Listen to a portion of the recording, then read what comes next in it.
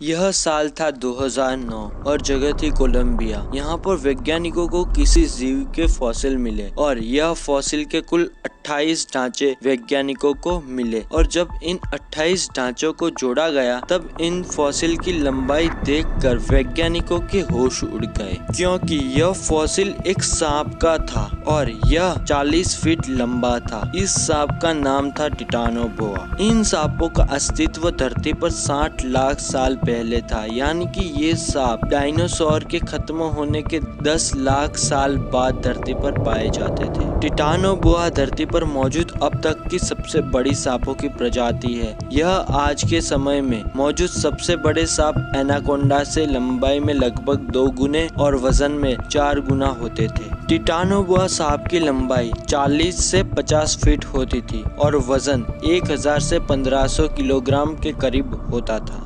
टिटानोबोआ सांपों का इतना विशालकाय होना उस समय के तापमान को बताया जाता है, क्योंकि उस समय का तापमान 90 डिग्री हुआ करता था और यह तापमान ठंडे खून वाले जीव जैसे कि टिटानोबोआ को बढ़ने के लिए अनुकूल तापमान था। समय के साथ धरती पर तापमान ठंडा होता गया और यही इन सांपों के विलुप्त होने का बड़ा कारण बना। टिटानोबोआ पूरी तरह से मांसाहारी होते थे। यह सांप जहरीले नहीं होते थे, लेकिन इनका वार इतना जोरदार होता था कि एक ही वार में शिकार मर जाता था। इनका बाइट फोर्स 400 किलोग्राम का होता था। टिटानोबोआ आजकल के बड़े सांपों जैसे कि एनाकोंडा और पाइथन की तरह शिकार को लपेटकर उसका दम घोटकर नहीं मारता था, बल्कि शिकार को लपेटकर एक जोरदार वार करता था और शिकार तुरंत मर जाता था। टिटानोबोआ चाहे कितना भी बड़ा हो, लेकिन यह बहुत ही कम खाना खाते थे। उस समय के सबसे बड़े एक मगरमच्छ को खाने के बाद यह लगभग साल भर कुछ भी नहीं खाते थे। टिटानोबोआ मगरमच्छों के साथ साथ दूसरे सांपों जैसे कि कोबरा और अजगर जैसे सांपों को भी खा जाता था और इसी बात से आप इसकी ताकत का